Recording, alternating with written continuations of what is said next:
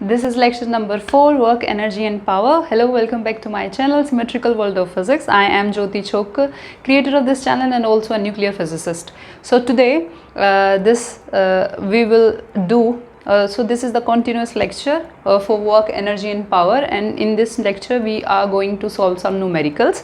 So please pay attention into it. As I promised, I come up with some numericals. So let's start with it. And these are the numericals which were asked already in IIT exam and also in the CBSE exams. Okay, so I will write question, so you can write with me. A body of mass 5 kg is placed at the origin and can move only on the x-axis. Okay, a force of 10 Newton is acting on it in a direction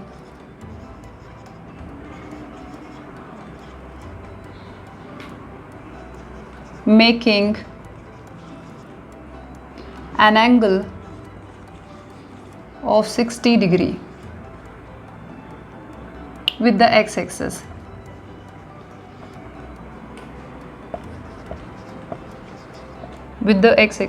By and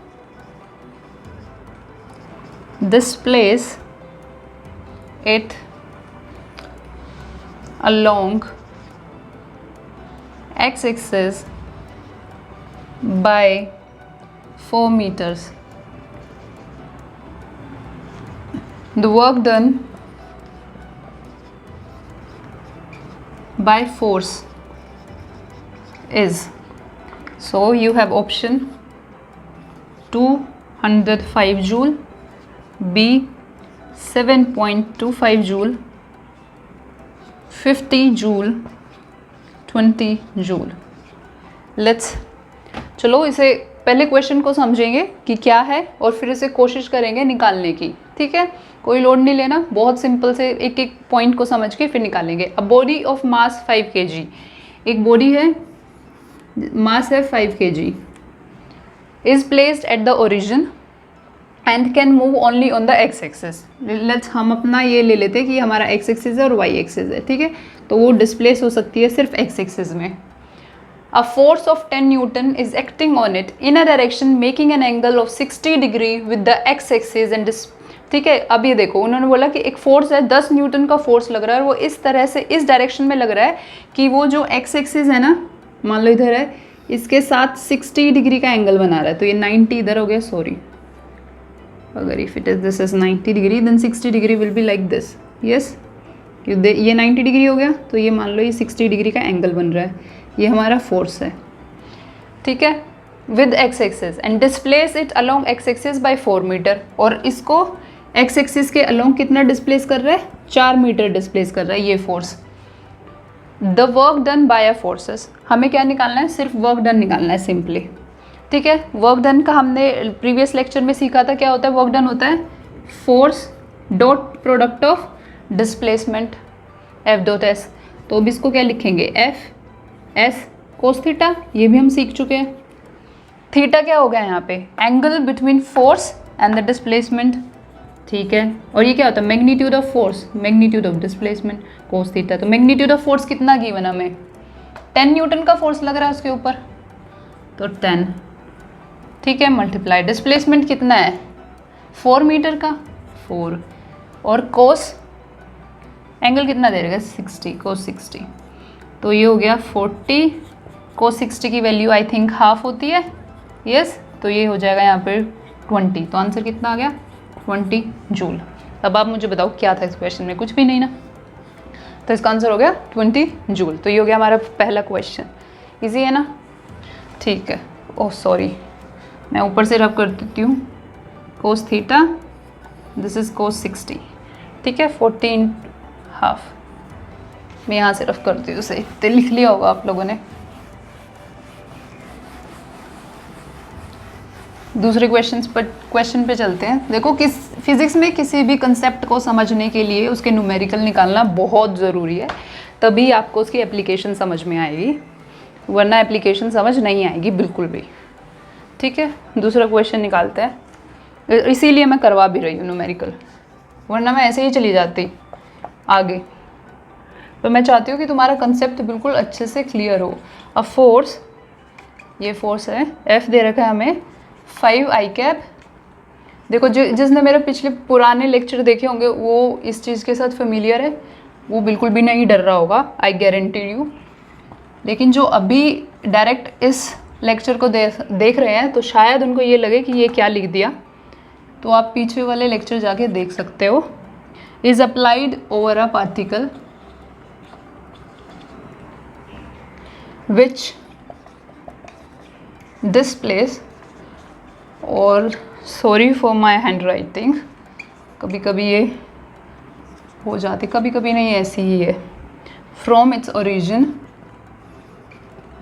पर मैं उसमें नीचे सब title में question डाल दूंगी, ठीक है, तो आपको प्रॉब्लम नहीं होगी। Origin to the point r 2I equal to 2I cap minus J cap, minus J cap meter. The work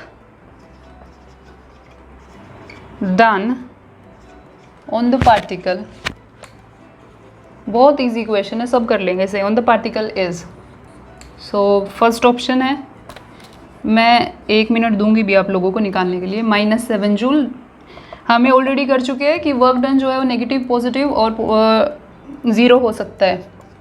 13 joule nature of work done, 7 joule -13 joule. ठीक है, तो देखें इसको। पहले तो सबसे पहले हमें क्वेश्चन समझने की कोशिश करनी है कि क्वेश्चन क्या है। अब फोर्स दे रखा हमें 5I cap 3J cap N cap, जो चीज़ें गिवन है उसको लिख लो पहले साथ में। Is applied over a particle, एक पार्टिकल पर हमने, ये पार्टिकल है और इस पर हमने फोर्स अप्लाई किया। ठीक है, इमेजिन करना बहुत ज़रूरी है when we are solving numerical. ठीक है, तो इससे क्या हुआ, which displace it from its origin. मान लो अगर ये ओरिजिन था, from its origin to the point, तो उसने उसको डिस्प्लेस कर दिया यहाँ पे कहीं, ठीक है, इस पॉइंट पे। और ये जो पॉइंट है ये हमें दे रखा है, ये आर पॉइंट है, ठीक है, ये आर वेक्टर है। तो ये जो पॉइंट है ये हमें दे रखा है, कितना दे रखा है, 2I cap minus J cap, और ये पॉइंट कितना होगा यहाँ पे 2 - 1। ठीक है, उसने ऐसे डिस्प्लेस कर दिया।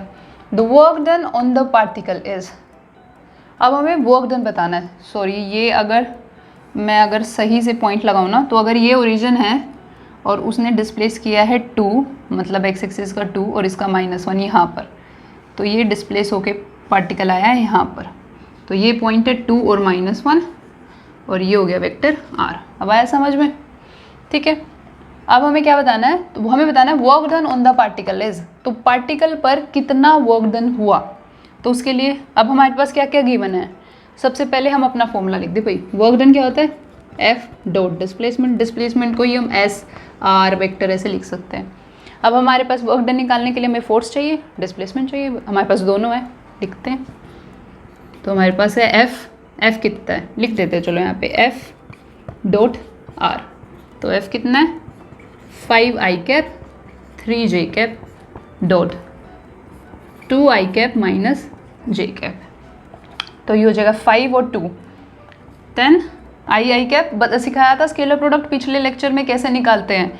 तो 5 10 3 -3, तो कितना हो गया 10 - 3 7 जूल। ऑप्शन कौन सा हो गया, C।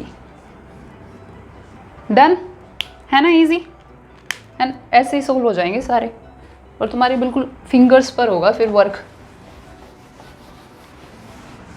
नेक्स्ट देखते हैं।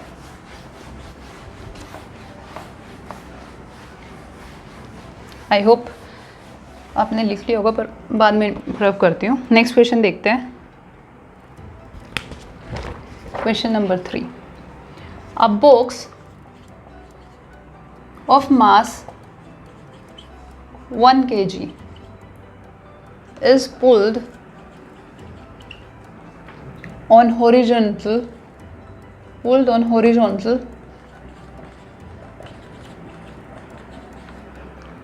plane of length 1 meter by a force of 8 Newton, ठीक है। Then and after that, then उसको रेज किया गया, इट इज़ रेज्ड वर्टिकली, फिर उसको वर्टिकली रेज किया गया, ठीक है, vertically to a height of 2 metre, फिर उसको 2 मीटर की हाइट पे वर्टिकली रेज कर दिया गया। अब क्या बताना है, the net force, sorry the net work done, sorry I am sorry, the net work done, total work done, देखो उसने नेट यूज़ किया है, इसके ऊपर ध्यान रखना। The net work done is ए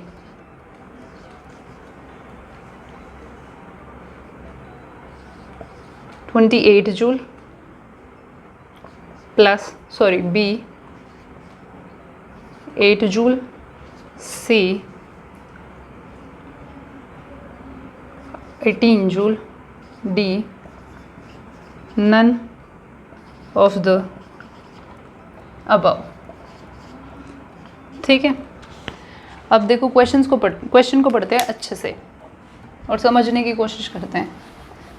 तुम खुद भी समझने की कोशिश करो, निकालने की कोशिश करो कि सही है या मतलब क्या तुम निकाल पा रहे हो। अब बॉक्स ऑफ मास, एक बॉक्स है मान लिया हमने, 1 kg का मास है इसका, is pulled on a horizontal plane, ठीक है, उसको पुल किया गया हॉरिजॉन्टल प्लेन पे, मान लो वो पुल करके यहाँ आ गया, ठीक है। लेंथ 1 मीटर, 1 मीटर की लेंथ तक उसको पुल किया गया, और बाय अ फोर्स, कितने फोर्स के साथ, 8 न्यूटन का फोर्स है, उसके साथ इसको पुल करके 1 मीटर की लेंथ में यहाँ पर पहुँचाया गया। देन इट इज़ रेज्ड, अब ये मास जब 1 kg का यहाँ आ गया तो फिर उसको रेज किया गया vertically, yes raise vertically to a height of 2 metre, तो यहाँ पर उसको रेज किया गया कितने मीटर, 2 मीटर की हाइट पे, ठीक है, इसको यहाँ ले आया गया 2 मीटर की हाइट पे, रेज कर दिया गया वो, तो टोटल 2 मीटर की हाइट ही हो जाए, ठीक है। अगर मैं यहाँ से ले रही हूँ, हाँ ठीक है, 2 मीटर की हाइट पे रेज कर दिया गया। अब बताना the net work done is, क्या नेट वर्क डन क्या होगा, तो अगर आपने ध्यान दिया होगा तो यहाँ पे 2 वर्क डन हो रहे हैं। एक तो व्हेन जब वो हॉरिजॉन्टली, तो फर्स्ट है व्हेन इट डिस्प्लेस्ड हॉरिजॉन्टली, जब वो हॉरिजॉन्टली डिस्प्लेस किया जा रहा है, यस। दूसरा व्हेन इट रेज्ड वर्टिकली, तो हम क्या करेंगे ना, क्वेश्चन को 2 में स्प्लिट कर लेंगे वर्टिकली, क्वेश्चन को 2 में स्प्लिट कर लेते हैं, एक तो ये पार्ट और दूसरा ये पार्ट। तो पहले हम निकालते हैं वर्क डन, W1 इसको नाम दे दिया हमने, जब वो हॉरिजॉन्टली डिस्प्लेस हुआ, तो हॉरिजॉन्टली डिस्प्लेस होता है, क्या होता है, F.S, यस F.S, और हम सिंपली इसको लिख सकते हैं मैग्नीट्यूड ऑफ S। अगर हॉरिजॉन्टली डिस्प्लेस करेंगे, हॉरिजॉन्टली डिस्प्लेस हो रहा है क्योंकि उसी डायरेक्शन में जा रहा है वो, जिस डायरेक्शन में डिस्प्लेस हो रहा है उसी डायरेक्शन में फोर्स लग रहा है, तो ये कोस 0 हो जाएगा यहाँ पे, तो ये हो गया F और S, ठीक है। मैग्नीट्यूड ऑफ S इज 8, कितना डिस्प्लेस हो रहा है 1, तो यहाँ से आ गया हमारा 8 जूल, ये हो गया हमारा फर्स्ट वर्क डन। दूसरा वर्क डन अगेन F.S, ठीक है। अब इसने the net work done, it is raised vertically to a height 2 metre, तो फोर्स नहीं दिया गया, कितने फोर्स के साथ, let me check question one again, by a force of 8 newton of 2 metre the net work done is, हाँ, तो जब उसको हम ऊपर की तरफ डिस्प्लेस करेंगे तो यहाँ पे फोर्स लग रहा होगा mg, यस, तो यहाँ पे वर्क डन ये नहीं होगा, सॉरी, क्योंकि हमने उसको रेज किया है ना ऊपर की तरफ, तो वर्क डन क्या होगा mgh। मास कितना है बॉक्स का 1, ग्रेविटी की ये वैल्यू हमें पता है, हम 10 लेके चलते हैं, और हाइट कितनी दे रखी है 2। यस, ये मैंने ये वर्क डन ये क्यों लिया mgh, क्योंकि देखो यहाँ पर वो जो वर्क डन हो रहा है वो अगेंस्ट ग्रेविटी हो रहा है, ठीक है, अगेंस्ट ग्रेविटी हो रहा है, तो फोर्स यही होता है ना, एफ डॉट ऐसा होता है ना, तो जो फोर्स है, फोर्स यहाँ पे क्या लग रहा है mg लग रहा है, फोर्स ग्रेविटी की वजह से जो फोर्स लग रहा है, और डिस्प्लेसमेंट क्या है हमारी, हाइट है डिस्प्लेसमेंट, इसलिए हमने mgh लिखा है यहाँ पर, ठीक है। तो बेसिकली ये यही है, f फोर्स जो हमारा mg है, और डिस्प्लेसमेंट जो हमारी हाइट की डिस्प्लेसमेंट हुई है, तो 1 × 10 × 2, तो ये कितना हो गया 20 जूल। तो टोटल वर्क डन कितना हो गया, work done 1, sorry, total work done हो गया work done 1 plus work done 2, तो ये हो गया 8 + 20, तो ये हो गया 28 joule. So 28 joule is the net work done. तो हम ऑप्शन में देखते हैं है क्या हमारे पास, हाँ है। सो ये हो गया हमारा टोटल वर्क डन, ठीक है। ये थोड़ा सा क्वेश्चन थोड़ा सा ट्रिकी था, मतलब थोड़ा सा ट्रिकी नहीं, हार्ड लेवल पर था पहले के कंपेयर में, पर इजीली हो गया, है ना, समझ में आ गया। अगर तुम आप बोलते हो मैं एक बार और समझा देती हूँ। हमें क्वेश्चन में देखना है कि हमें दिया क्या हुआ है। हमें यहाँ पे दो, हमने पढ़ के पता लगाया हमारे पास 2 वर्क डन थे, एक वर्क डन जो डिस्प्लेस हुआ है हॉरिजॉन्टली, एक जब वो रेज किया गया उसे वर्टिकली। तो हमें चीज़ों को कॉम्प्लेक्स करने की ज़रूरत है नहीं, हम क्या करते हैं स्प्लिट कर देंगे उसको, ठीक है भाई। हमने पहला वर्क डन निकाला जब वो डिस्प्लेस किया गया, ये तो ईजी है, इसको तो निकालना ईजी है। अब ये देख लो एफ डॉट ऐसे होता है, F S cos theta cos 0, क्योंकि जिस डायरेक्शन में फोर्स लग रहा है उसी डायरेक्शन में हमारा डिस्प्लेसमेंट हो रहा है। तो यहाँ पे हो गया हमारा एफ एस जो आएगा 8 जूल, ठीक है। फिर दूसरा वर्क डन देखते हैं भाई, बॉक्स है, मैंने पहले ही बताया था कि वर्क डन कब होता है, तो वर्क डन जब हम बोलेंगे work is set to be done कि when force applied to a body displace the body, कि जो फोर्स जिस अप्लाई किया गया है उसकी वजह से बॉडी अगर डिस्प्लेस हो पा रही है तो हम बोलेंगे कि वर्क इज डन। तो यहाँ पे कौन सा फोर्स लग रहा है, ड्यू टू ग्रेविटी लग रहा है mg, और कितना डिस्प्लेस हुआ वो 2 मीटर हाइट का जितना, इसलिए हमने वर्क डन को क्या बोला mgh, फोर्स और उसकी हाइट। तो ये कितना हो गया 1, मास दे रखा उसका, g की वैल्यू हमें पता ही है 10, हाइट होगी 2 मीटर, तो ये हो गया 20 जूल। तो टोटल नेट वर्क डन उसने पूछा था, अगर उसने पूछा होता कि वर्क डन डिस्प्लेस हॉरिजॉन्टली कितना है या रेज वर्टिकली, तो डिफरेंट आंसर होता, तो हमारा 8 होता। लेकिन अब दिस टाइम ही आज नेट वर्क डन, तो नेट वर्क डन कितना होगा, वर्क डन 1 + वर्क डन 2, तो 8 + 20 which is 28 joule. I hope आपको ये अच्छे तरीके से क्लियर हो गया होगा। Let's move towards next question, question number 4। इसको मैं अभी ऐसे ही रहने देती हूँ। नेक्स्ट क्वेश्चन भी अच्छा क्वेश्चन है, तो यहाँ पे देखते हैं क्वेश्चन नंबर 4। अगर कोई भी क्वेरी हो क्वेश्चन से रिलेटेड या मुझसे कुछ मिस्टेक हो गया हो पढ़ाते हुए, हो सकता है मे बी हो जाए, पर मुझे चांसेस कम लगते हैं, पर आपको लगता है तो प्लीज़ उसको कमेंट में डालें, I will look into it. और अगर फिर भी कोई डाउट हो जाता है प्लीज़ मुझसे क्वेश्चन पूछिए कमेंट में, और you can write even a mail to me. Okay, a horizontal force of 5 Newton is required to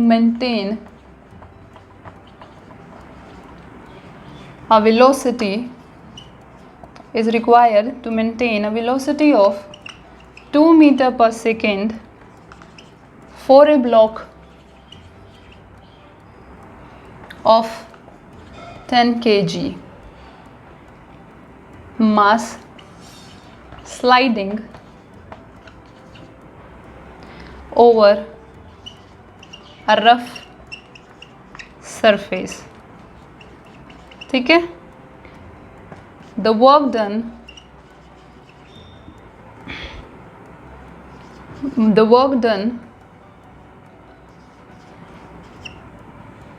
by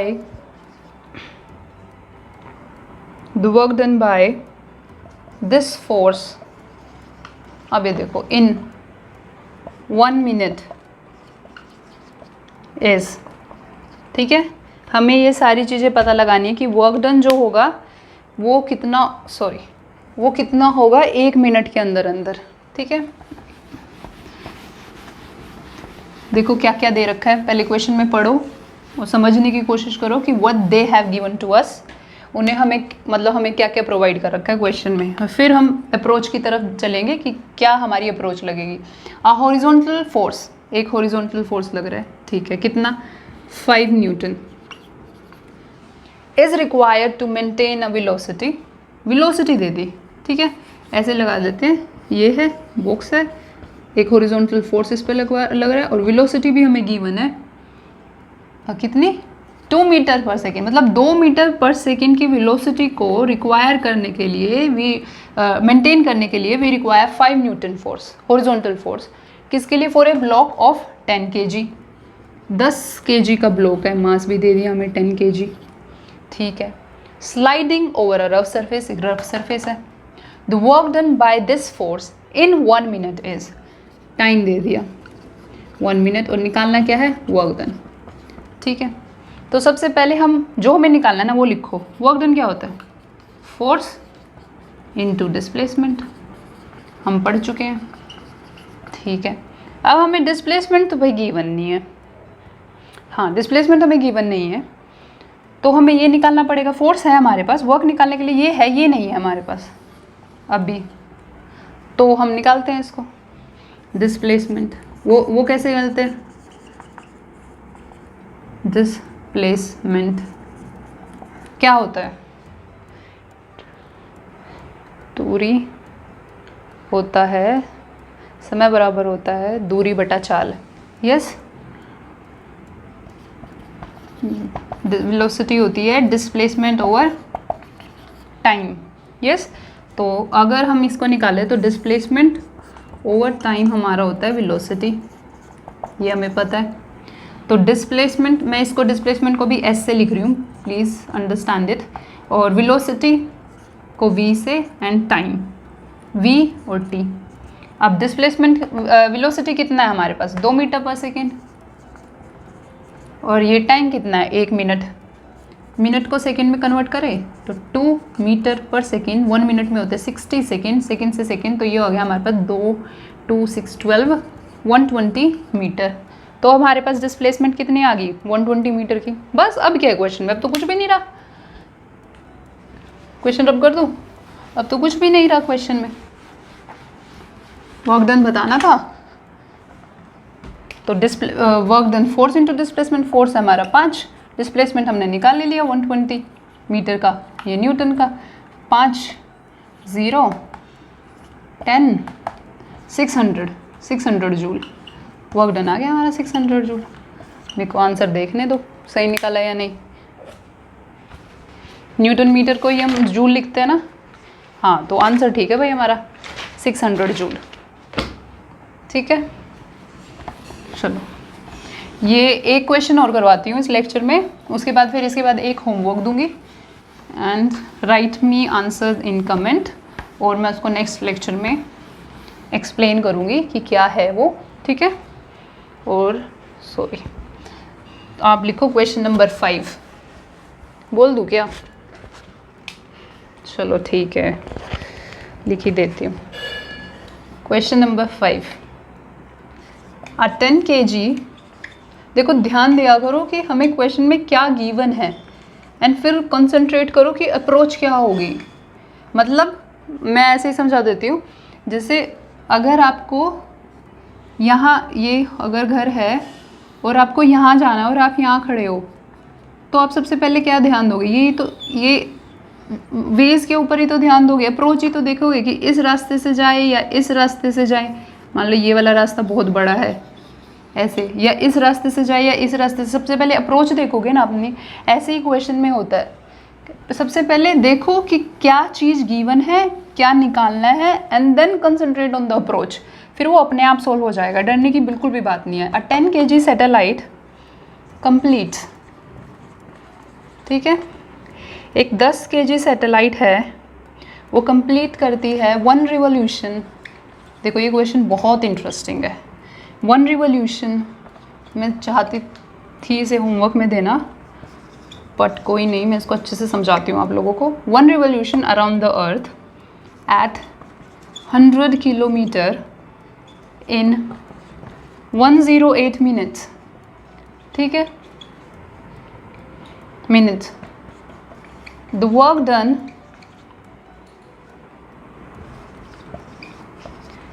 by the earth, the work done by the gravitational force, by the gravitational force of earth will be a, option है 180 into 100 into 10 joule, B 180 into 10 divided by 100 joule, C 100 into 10 divided by 108 joule, D 0। ठीक है, ठीक है, तो इसका answer देखते हैं। जिसने मेरा पिछला लेक्चर देखा होगा ना, आई थिंक उसको 1 सेकंड नहीं लगा होगा इसका आंसर देने में, 1 सेकंड भी नहीं। पर जो भी देख रहे हैं मैं उनको एक्सप्लेन करने की कोशिश करती हूँ। एक 10 kg सैटेलाइट कंप्लीट्स, ये 10 kg ये सैटेलाइट है, 10 kg की सैटेलाइट है मान लेते हैं। अभी मैं सर्कुलर बना दिया सैटेलाइट को, ओके ठीक है, मैं रेक्टेंगुलर बना देती। ये 10 kg सैटेलाइट है, कंप्लीट 1 रिवोल्यूशन कंप्लीट कर रही है around the earth at 100 kilometre, ठीक है, इन कितने में, 108 मिनट में, इतने में वो 1 रिवोल्यूशन कंप्लीट कर दे रही है अराउंड अर्थ। ये मान लो हमारी अर्थ है और इसके अराउंड वो कंप्लीट कर दे रहा है। द वर्क डन, क्वेश्चन में देखो क्या पूछा हुआ है, the work done by the gravitational force of earth. जो ग्रेविटेशनल फोर्स है अर्थ में, उसकी वजह से जो वर्क डन हुआ है वो क्या होगा। कितना नहीं किया कि work done force into displacement, और कुछ इन 3 ऑप्शन में से निकाल दिया, तो जिसने भी निकाला वो गलत है, ठीक है। जिसने भी ये किया हो कि distance into mass into time into something, force into displacement निकालने की कोशिश करी, mg/d करने की कोशिश करी, सब गलत है। कंसेप्ट, पिछले लेक्चर का कंसेप्ट लगेगा इसमें। अब देखो मैंने बताया था अर्थ की जो रेडियल फोर्सेस जो होती है वो रेडियली इनवर्ड होती है, जो ग्रेविटेशनल फोर्स होता है वो ऐसे होता है, रेडियली इनवर्ड, ठीक है।